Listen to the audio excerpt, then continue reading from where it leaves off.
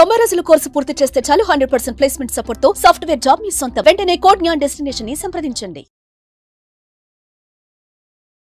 నమస్కారం అలగిరి రవీంద్రనాథ్ గారు. నమస్తే అండి సిరి గారు. సార్, బేసిక్గా మనం ఒక ల్యాండ్ కొంటున్నాము అంటే దానికి సంబంధించిన వివరాలు అండ్ అలాగే ఫ్యూచర్లో దాని స్కోప్ ఎలా ఉంటుందో మనం తెలుసుకుంటూ ఉంటాం. అందులో భాగంగానే ముఖ్యంగా మనం మాట్లాడుకోవాలి అంటే రిజిస్ట్రేషన్ ప్రాసెస్ కూడా చాలా ఇంపార్టెంట్. రిజిస్ట్రేషన్ చేసుకున్నంత మాత్రాన మనకి ల్యాండ్ మీద హక్కు వస్తుంది అంటే ఆస్తి నాదే అని సొంతంగా మనము డిసైడ్ అవ్వలేము. దానికి ప్రకారంగా లీగల్ ప్రొసీజర్స్ ఉంటాయి, దానికి సంబంధించిన డాక్యుమెంట్స్ ఉంటాయి అని మనం వింటూ ఉన్నాం. దాంతోపాటు ఆ ల్యాండ్ పైన మనకి హక్కు రావాలి అంటే మ్యూటేషన్తో మనకి సంబంధం ఉంటుందా? అసలు మ్యూటేషన్ అంటే ఏంటి సార్? ఒక ప్రాపర్టీ రిజిస్ట్రేషన్ చేసుకున్న తర్వాత అంటే ప్రాపర్టీ యొక్క ఏ రకమైన బదలాయింపు, ఉదాహరణకి ఒక సేల్ డీడ్ చేసుకోవచ్చు, గిఫ్ట్ డీడ్ చేయొచ్చు, లేదా వారసత్వంగా ఉన్నటువంటి భాగ పంపకాలు కావచ్చు. ఇది కాకుండా కోర్టు నుంచి వచ్చేటువంటి ఆర్డర్స్ పరంగా వచ్చినటువంటి భూమి యొక్క రిజిస్ట్రేషన్ హక్కులు కావచ్చు. ఏ రూపకంగా ఒక ప్రాపర్టీని మరొక ప్రాపర్టీకి చేసేటప్పుడు ఆ భూమి యొక్క హక్కు రిజిస్ట్రేషన్ వేరు, భూమి యొక్క హక్కును పొందడం వేరు. ఇది చాలా గుర్తుపెట్టుకోవాల్సిన విషయం. భూమి యొక్క హక్కు బదలాయింపుని మ్యూటేషన్ అని అంటారు. అంటే రెవెన్యూ రికార్డ్స్లో అతని యొక్క పేరు నమోదు చేసుకోవడం. ఉదాహరణకి వ్యవసాయ భూములు, ప్లాట్లు ఇట్లాంటివి ఉండేటప్పుడు ఏమవుతాయంటే ఒక ప్రాపర్టీ భూ బదలాయింపు జరిగేటప్పుడు అంతకుముందు ఉన్నటువంటి ఎవరైతే హక్కుదారుడు భూమి యాజమాన్య యొక్క హక్కులు ఏవైతే ఉంటాయో ఆ భూమి యాజమాన్యపు పేరు మార్పు, లేక భూమి యాజమాన్యపు హక్కు యొక్క బదలాయింపు, లేదా భూమి యాజమాన్యపు హక్కు యొక్క ఆ యొక్క బదలాయింపు కార్యక్రమాన్ని దీన్ని పూర్తిగా మ్యూటేషన్ చేసుకునే ప్రక్రియ చాలా చాలా కీలకమైనటువంటి విషయం యొక్క దీంట్లో. అంటే చాలామంది ఏమనుకుంటారంటే రిజిస్ట్రేషన్ చేసేసుకుంటే సరిపోతుంది, ఇంకా మ్యూటేషన్ అన్న వర్డ్ తెలియదు చాలామందికి కూడా. కానీ ఈ మ్యూటేషన్ అనేది చాలా ఇంపార్టెంట్. ఇక్కడ మన తెలంగాణలో ఎలా ఉంటుందంటే 2020 వరకు ఉన్నటువంటి 6వ చట్టం ప్రకారం అంతకుముందు ఏం చేశారంటే వ్యవసాయ భూములైనా అదేవిధంగా స్థలాలు అనేటువంటివన్నీ కూడా రిజిస్ట్రేషన్ ఆఫీస్లో చేసేవారు. రిజిస్ట్రేషన్ చేసిన ఆఫీస్ అయిపోయిన తర్వాత ఇమీడియట్గా అక్కడ నుంచి తహసీల్ డిపార్ట్మెంట్ మాత్రమే, తహసీల్ ఆఫీస్ వాళ్ళు మాత్రమే ఈ యొక్క మ్యూటేషన్ చేసే ప్రక్రియ ఉండేది. అంటే ఇక్కడ ఈ సేల్ డీడ్ డాక్యుమెంట్ ఇవన్నీ తీసుకొని తహసీల్ ఆఫీస్లో వాళ్ళని అక్కడ నమోదు చేసుకునేటప్పుడు ఆ తహసీల్ వాళ్ళు అంతకుముందు రెవెన్యూ రికార్డ్స్లో ఉన్నటువంటి ఎవరైతే మండల ఆఫీస్ ఉంటాం మనం, ఆ మండల ఆఫీస్ ఉన్నటువంటి ఆ యొక్క రికార్డ్స్ ఏవైతే ఉంటాయో అక్కడ ఆ పేరు మార్పు అనేది అక్కడ జరిగేది ఇంతకుముందు.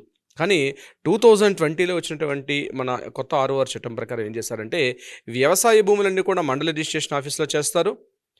ఓపెన్ ప్లాట్లు లేకపోతే ఇతరత్ర ఇల్లు ఇట్లాంటివన్నీ కూడా మనకి రిజిస్ట్రేషన్ ఆఫీస్లో చేస్తారు. అయితే మ్యూటేషన్ ప్రక్రియ ఎలా అంటే వ్యవసాయ భూములు ఏదైతే చేస్తారో ఎకరాల్లో కావచ్చు, గుంటల్లో కావచ్చు, ల్యాండ్ రిజిస్ట్రేషన్ చేసేటప్పుడు ఇంతకుముందు 2020కు పూర్వం ఎలా ఉండేది, ఖచ్చితంగా రిజిస్ట్రేషన్ ఆఫీసులు చేసేవారు. కానీ 2020 తర్వాత వచ్చేటువంటి 6వ చట్టం ప్రకారం ఎంఆర్ఓ ఆఫీసులో మాత్రమే పూర్తిగా ఈ యొక్క వ్యవసాయ భూముల యొక్క రిజిస్ట్రేషన్ ప్రక్రియ జరుగుతుంది.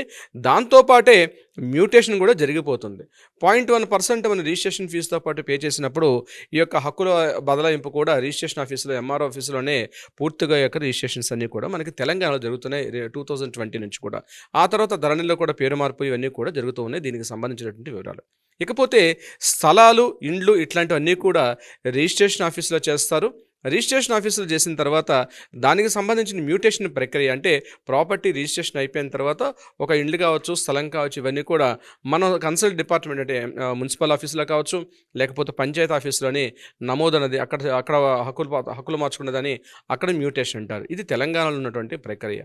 ఇక్కడ కొన్ని రకాల సమస్యలు కూడా వస్తున్నాయి. మ్యూటేషన్ ప్రక్రియలో ఏదైనా వివాదం జరిగేటప్పుడు అప్పీల్ చేసుకునే అధికారం ఉండేది కాదు. యాక్చువల్గా అధికారం ఎవరికి ఉండేదంటే ఇక్కడ ఒకవేళ పొరపాటున తిరస్కరిస్తే ఖచ్చితంగా దాన్ని మళ్ళీ పైకోర్టుకి అప్పీల్ చేసుకునే అవకాశం లేదు. దీని మీద ధరలలో ఎన్నో రకాల లోటుపాట్లు జరిగాయి. దాన్ని మళ్ళీ కొత్త గవర్నమెంట్ వచ్చిన తర్వాత కొన్ని చేంజెస్ కూడా చేస్తున్నారు. అయితే గుర్తుపెట్టుకోవాల్సింది ఏంటంటే 0.1% మ్యూటేషన్ ఛార్జ్ చేసిన తర్వాత వ్యవసాయ భూములకి ఆ పట్టాదారు పాస్ పుస్తకం ఏదైతుందో ఆ పాస్ పుస్తకాల్లో పేరు మార్పు కూడా జరుగుతుంటుంది. ముఖ్యంగా భాగ పంపకాలు కానీ వారసత్వపు అంటే ప్రాపర్టీ వారసత్వంగా వచ్చేటప్పుడు కూడా ఇవన్నీ కూడా పంపకాల్లో ఈ యొక్క పేరు ప్రక్రియ నమోదంతా కూడా ఎంఆర్ఓ ఆఫీసులో జరుగుతుంది. వ్యవసాయ భూములు, పొలాలు, గుంటల్లో ఉన్నటువంటి స్థలాలు అయితే వ్యవసాయేతర భూములన్నీ కూడా కేవలం రిజిస్ట్రేషన్ డిపార్ట్మెంట్లో చేస్తారు. రిజిస్ట్రేషన్ డిపార్ట్మెంట్లో సేల్ డీడ్ అయిన తర్వాత మున్సిపల్ ఆఫీసులో కానీ లేకపోతే పంచాయతీ ఆఫీసులో దీనికి సంబంధించినటువంటి పేరు మార్పు అంటే భూమి యొక్క యాజమాన్యపు హక్కులు అనేవి ఇక్కడ బదలాయింపు చేస్తే తెలంగాణలో. ఆంధ్రప్రదేశ్ విషయానికి వచ్చినట్లయితే డిఫరెంట్గా అంటే ఉండేది. ఆంధ్రప్రదేశ్లో మాత్రం ఇప్పుడు మనకు తెలంగాణలో ఏ ప్రక్రియ అయితే ఉందో ఈ ప్రక్రియ ప్రస్తుతం ఆంధ్రప్రదేశ్లో లేదు. కానీ ఆంధ్రప్రదేశ్లో ఎలా ఉంటుందంటే ఒకసారి ప్రాపర్టీ వ్యవసాయ భూములు కానీ అక్కడ జరిగిన తర్వాత ఇమీడియట్గా 30 డేస్లోగా పూర్తి చేయాల్సి ఉంటుంది. అంటే యాజమాన్య హక్కులు కంప్లీట్ చేయాలి. 30 డేస్లో కంప్లీట్ చేయకపోతే 31వ రోజు ఆటోమేటిక్గా మ్యూటేషన్ జరిగిపోతుంది. భూమి యొక్క యాజమాన్య హక్కులు అనేవి ఆటోమేటిక్గా జరిగిపోతాయి. అక్కడ దీనికి సంబంధించి అంటే బై సిస్టమ్ జనరేట్ కంప్యూటర్ జనరేటెడ్గా ఏముందని 31st ఆటోమేటిక్గా అక్కడ మ్యూటేషన్ ప్రక్రియ జరిగిపోతుంటుంది ఎక్కడ ఆంధ్రప్రదేశ్లో. కానీ అక్కడ కూడా కొన్ని సమస్యలు రావడం జరిగింది. అక్కడ ఎంఆర్ఓ గారు ఏం చేస్తారంటే ఈ ఆటోమేటిక్ జనరేషన్ ఏం చేస్తారంటే ప్రభుత్వ స్థలాలు మిగిలిన బంజరు భూములు ఇట్లాంటివి కూడా ఏదో ఒక అప్లికేషన్ పెట్టేస్తున్న కూడా 31st డే నాడు బై డిఫాల్ట్ అక్కడ భూమి యాజమాన్య హక్కులు పొందే అవకాశం కూడా ఆయా ఆంధ్రప్రదేశ్లో నుండి యాక్ట్ ప్రకారం జరుగుతున్నాయి. దీనికి సంబంధించి అక్కడ ఎంఆర్ఓ అక్కడ రిజెక్ట్ చేసే అవకాశం కూడా ఉండే సందర్భాలు కూడా ఉన్నాయి. ఒకవేళ ఎంఆర్ఓ రిజెక్ట్ చేస్తే ఇమీడియట్గా ఎందుకు రిజెక్ట్ చేస్తున్న విషయాన్ని ఆర్డీఓకి అక్కడ ఇన్ఫార్మ్ చేయాల్సిన అవసరం ఉంటుంది ఆంధ్రప్రదేశ్లో. ఈ రకంగా తెలంగాణ ఆంధ్రప్రదేశ్లో భూమి యొక్క యాజమాన్యపు హక్కుల యొక్క మార్పిడి అన్నది ఏదైతే ఉందో యాజమాన్యపు హక్కులు చేంజ్ చేయడం అనే ప్రక్రియ ఏదైతే ఉందో ఇది కొన్ని రకాలుగా వివాదాస్పదంగా కూడా ఉన్నాయి. ఇంతకుముందు ఎలా ఉండేదంటే రిజిస్ట్రేషన్ చేసుకున్నాక ఎంఆర్ ఆఫీస్కి పెట్టుకునేవారు. ఎంఆర్ ఆఫీస్లో ఖచ్చితంగా ఈ యొక్క డాక్యుమెంట్స్ ప్రొడ్యూస్ చేసేది ఉండేది. అంటే సేల్ డీడ్ డాక్యుమెంట్ ఏదైతే రిజిస్ట్రేషన్ జరిగిందో సేల్ డీడ్ డాక్యుమెంట్, సేల్ డీడ్తో పాటు ఎవరైతే యాజమాన్యపు హక్కుల యొక్క వారసత్వ యొక్క పర్సనల్ డీటెయిల్స్ అంటే పాస్పోర్ట్ కావచ్చు, లేకపోతే మన రేషన్ కార్డు, అదేవిధంగా ఆధార్ కార్డు ఇట్లాంటి వివరాలన్నీ ఇచ్చిన తర్వాత అక్కడ రెవెన్యూ ఇన్స్పెక్టర్ వెళ్ళి ఖచ్చితంగా సైట్ విజిట్ చేసి దాన్ని కన్ఫర్మేషన్ ఉన్నాక భూమి యొక్క రికార్డ్స్లో యాజమాన్య హక్కుల్ని నమోదు చేసిన తర్వాత ఈ పట్టాదారు పాస్ పుస్తకాన్ని ఇష్యూ చేసేవారు. ఇప్పుడు కొత్త ప్రక్రియ అంటే 0.1% స్టాంప్ డ్యూటీ పే చేసిన తర్వాత దాని మీద యాజమాన్య హక్కులని వస్తుంది. మ్యూటేషన్ అనేది చాలా కంపల్సరీ. అంటే ఒక ప్రాపర్టీ రిజిస్ట్రేషన్ డిపార్ట్మెంట్లో రిజిస్ట్రేషన్ చేసుకున్నంత మాత్రాన ఇది నా ప్రాపర్టీ అయిపోయింది అనేది కాదు. ఎగ్జాక్ట్లీ అయిపోయింది. రిజిస్ట్రేషన్ డిపార్ట్మెంటు భారతీయ రిజిస్ట్రేషన్ యాక్ట్ ప్రకారం రిజిస్ట్రేషన్ చేసుకుంటాం 100 రూపాయల డాక్యుమెంట్ మీద రిజిస్ట్రేషన్ చేసుకునే ప్రక్రియ పూర్తవుతుంది. కానీ రిజిస్ట్రేషన్ అనేది ఒక ఇద్దరి మధ్య ఒప్పందం కుదిరిన తర్వాత దానికి సంబంధించినటువంటి ఒక స్టాంప్ డ్యూటీ మనం గవర్నమెంట్కి పే చేసి కేవలం ఆ యొక్క ఆస్తిని బదలాయింపు జరిగింది.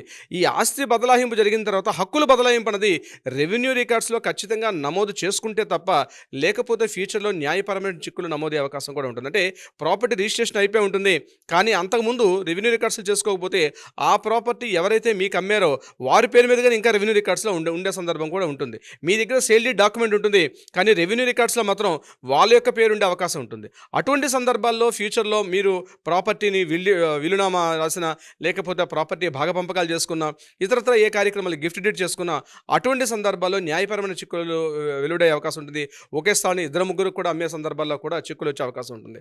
అలా కాకుండా ఖచ్చితంగా ఈ యొక్క ప్రాపర్టీ ఏదైతే ఉందో భూమి యొక్క యాజమాన్యపు హక్కుల బదలాయింపు అన్నది రెవెన్యూ రికార్డ్స్లో మన పేరు ఉండేటప్పుడు మాత్రమే మనం గవర్నమెంట్ ఇచ్చేటువంటి ఏవైనా పథకాలు కావచ్చు, అదేవిధంగా గవర్నమెంట్ ఫ్యూచర్లో ఏదైనా అక్కడైనా ల్యాండ్ ఎక్విజిషన్ చేసుకోవాలన్నా ఇతరత్ర ఏదైనా కార్యక్రమాలు చేసుకునేటప్పుడు రెవెన్యూ రికార్డ్స్లో ఉన్నటువంటి పేరును మాత్రమే పరిగణలో తీసుకుంటారు తప్పించి రిజిస్ట్రేషన్ డిపార్ట్మెంట్లో ఉన్నటువంటి అంటే ఎస్ఆర్ఓ సబ్ రిజిస్టర్ ఆఫీస్లో మనం చేసుకున్నటువంటి ఆ నేమ్ని కన్సిడర్ చేసుకోరు.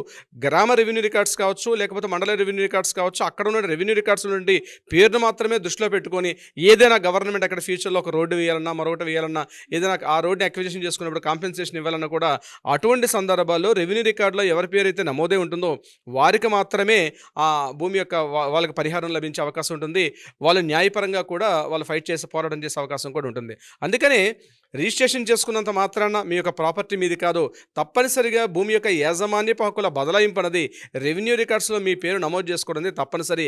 దాన్ని మ్యూటేషన్ అంటారు, బదలాయింపుని మ్యూటేషన్ అంటారు. ఈ ప్రక్రియ తప్పనిసరి చేసుకోవాలి.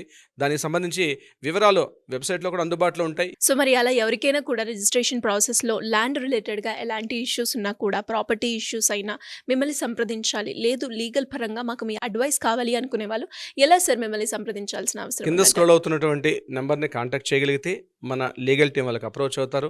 న్యాయ సలహా సంప్రదింపులు కావాలంటే దీనికి సంబంధించిన భూ సమస్యలకు కానీ పరిహారాలకు కానీ అంటే పరిష్కారాలు కావాలంటే కూడా చేయగలుగుతారు. ఇది కాకుండా ఇంతకుముందే వివాదంలో ఉన్నటువంటి స్థలాలు కానీ ఏమైనా ఉన్నట్లయితే వాటికి కూడా ఆ కాంటాక్ట్ చేయగలిగితే మన లీగల్ టీం వాళ్ళకి అప్రోచ్ అయ్యి తగిన విధంగా న్యాయ సలహా పరిష్కారం కూడా ఇచ్చే దిశగా ప్రయత్నం చేస్తారు. సిరి గారు thank you sir. Thank you so much. Thank you so much అండి. సుమన్ టీవీలో మీ పర్సనల్ అండ్ బిజినెస్ ప్రమోషన్స్ కోసం కింది నెంబర్కి కాంటాక్ట్ చేయండి.